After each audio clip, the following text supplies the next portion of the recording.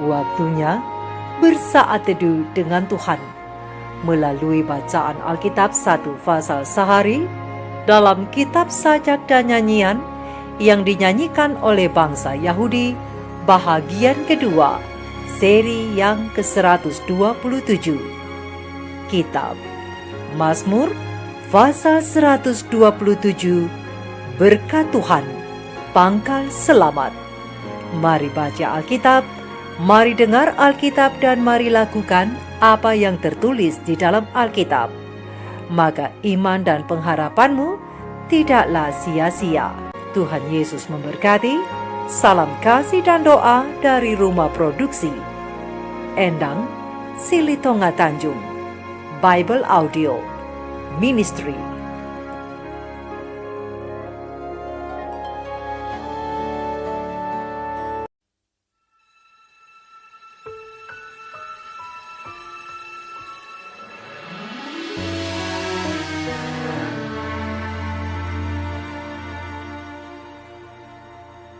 Jikalau bukan Tuhan yang membangun rumah, sia-sialah usaha orang yang membangunnya.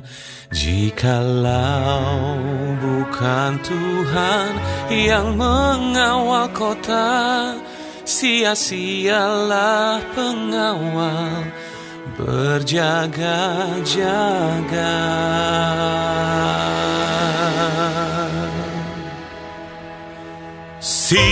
Sia-sialah kamu bangun pagi-pagi dan duduk-duduk sampai jauh malam, dan makan roti yang diperoleh dengan susah payah, sebab Dia memberikannya kepada yang dicintainya pada waktu tidur.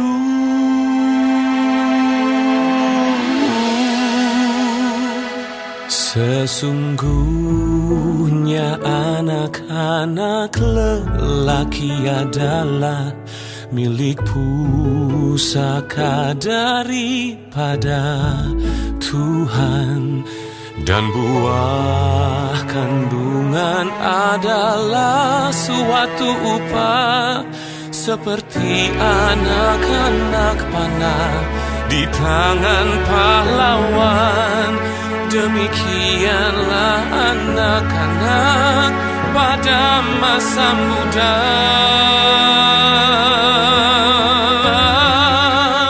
Berbahagialah orang yang telah membuat penuh tabung panahnya dengan semuanya itu. Ia tidak akan mendapat malu apabila ia berbicara dengan musuh-musuh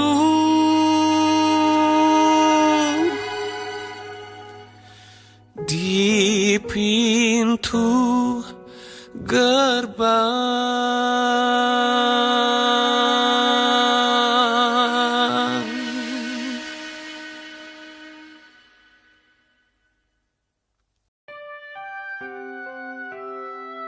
Kita telah menyelesaikan bacaan Alkitab 1 Fasal sehari dalam kitab Mazmur Fasal yang ke-127, Berkat Tuhan, Pangkal Selamat.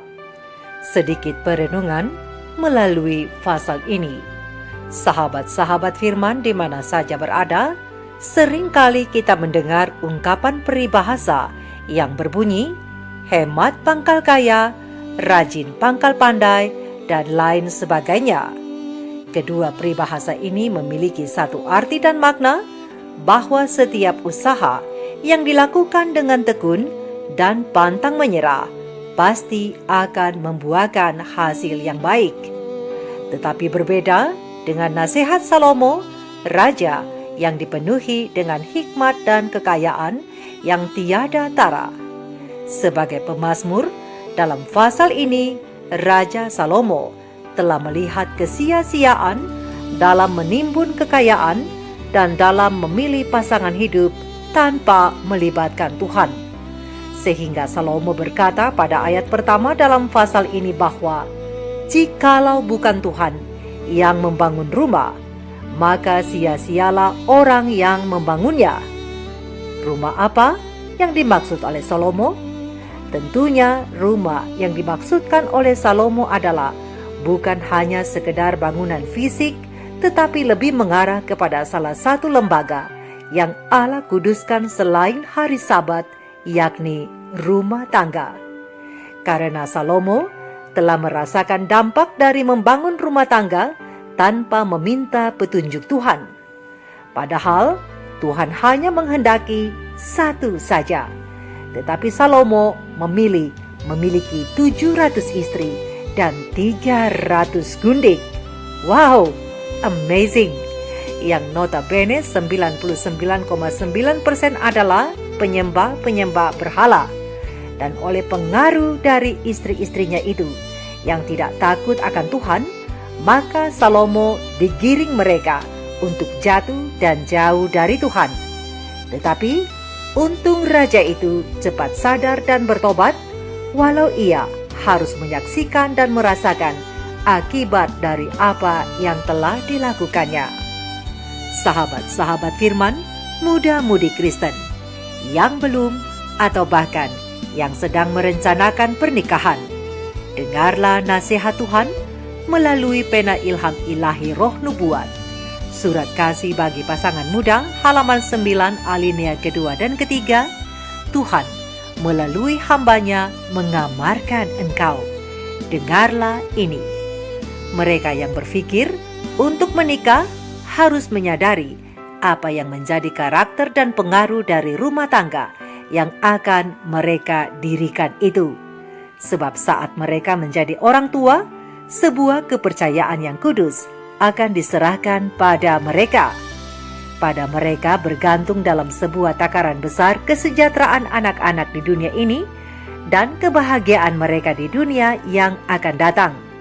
Sangat besar mereka menentukan kedua capnya, yakni cap ayah dan cap ibu, yaitu antara fisik dan moral yang si kecil akan terima. Dan dari karakter rumah tangga itu bergantunglah kondisi masyarakat. Bobot pengaruh dari setiap keluarga akan mengatakan keadaan semakin membaik atau semakin memburuk. Oleh sebab itu dalam memilih seorang pendamping hidup, haruslah yang terbaik untuk mencapai fisik, mental, dan kesejahteraan rohani. Dan apabila upah atau berkat sebagai hasil dari sebuah pernikahan yakni anak-anak Tuhan berikan, maka adalah satu tanggung jawab dari setiap pasangan yang menerima karunia itu memperkenalkan kepada anak-anak yang Tuhan percayakan untuk belajar mengenal Pencipta dan Penebus mereka. Seperti firman berkata, sesungguhnya anak-anak lelaki adalah milik pusaka daripada Tuhan, dan buah kandungan adalah suatu upah. Seperti anak-anak panah di tangan pahlawan, demikianlah anak-anak pada masa muda. Berbahagialah orang yang telah membuat penuh tabung panahnya dengan semuanya itu. Terang besar Alkitab, Mazmur 127, ayat 3 sampai ayat yang ke-5a. Kemudian, pena ilham ilahi roh nubuat membina kehidupan abadi, halaman 146, alinea pertama dan kedua, melanjutkan nasihat Tuhan kepada para orang tua yang telah dikaruniai dengan anak-anak sebagai berkat. Pesan Tuhan berbunyi, hendaklah orang-orang tua menyelidiki hatinya sendiri, memeriksa sifat-sifat serta kebiasaan-kebiasaan mereka. Ingat, anak-anak adalah waris Tuhan, dan kita harus dapat memberi pertanggungjawab kepada Tuhan atas segala kepengurusan terhadap miliknya itu. Sebab ada ayah dan ibu yang ingin bekerja di berbagai bidang, bahkan ada yang aktif dalam pekerjaan pelayanan Kristen di luar rumah. tetapi sayang anak-anak mereka sendiri telah menjadi orang asing kepada Juru Selamat dan asing terhadap kasih-Nya itu. Dan hal ini akan mendatangkan malu kepada ayah dan ibu yang tidak menjalankan tugas dan tanggung jawab dalam diri anak-anaknya itu. Mereka dapat dicela sebagai orang tua oleh orang-orang yang tidak suka kepada mereka, yang hanya pandai mengajari orang lain saja, tetapi tidak kepada anak-anaknya sendiri.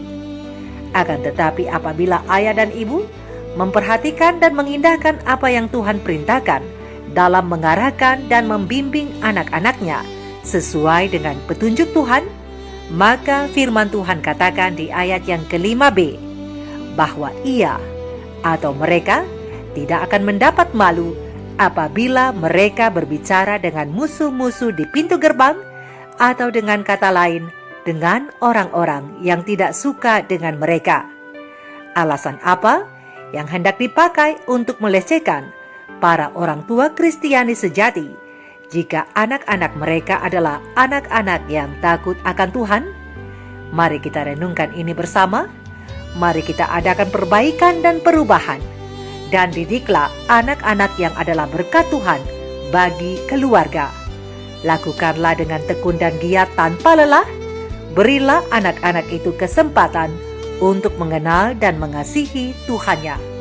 Karena dengan demikian, mereka akan dituntun kepada keselamatan. Ingatlah nasihat Tuhan melalui Raja Salomo, berkat Tuhan, pangkal selamat. Lebih baik terlambat daripada tidak sama sekali. Tuhan Yesus memberkati kita semua. Shalom.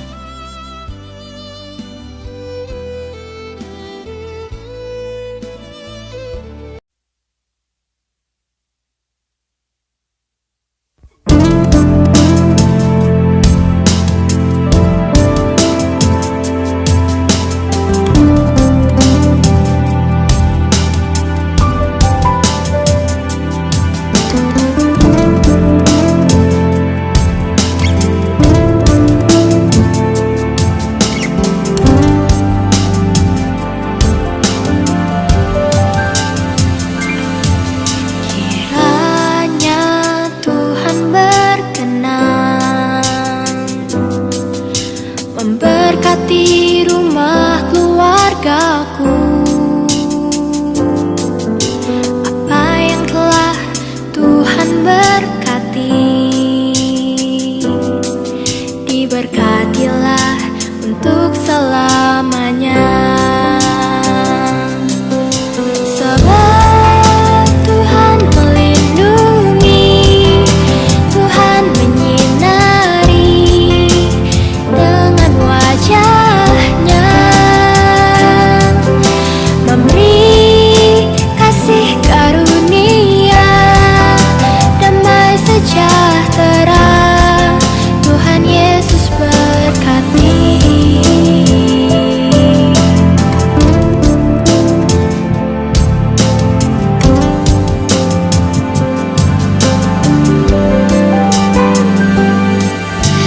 Kiranya Tuhan berkenan memberkati rumah keluargaku, apa yang telah Tuhan berkati, diberkatilah untuk selamanya.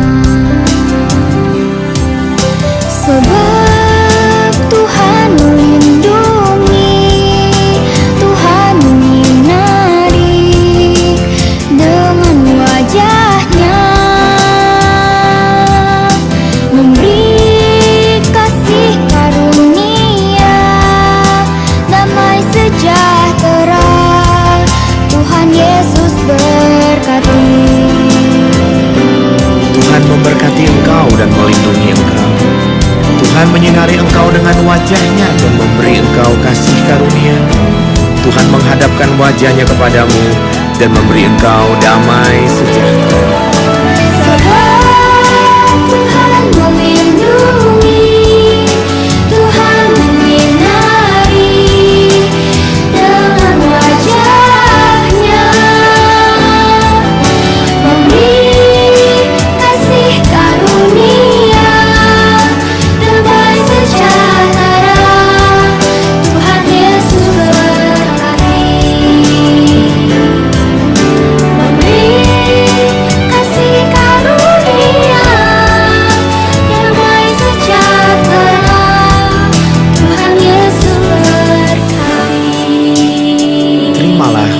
Bapa, Anak, dan Roh Kudus, di dalam nama Tuhan Yesus Kristus, memberkati keluarga kita semua. Amin.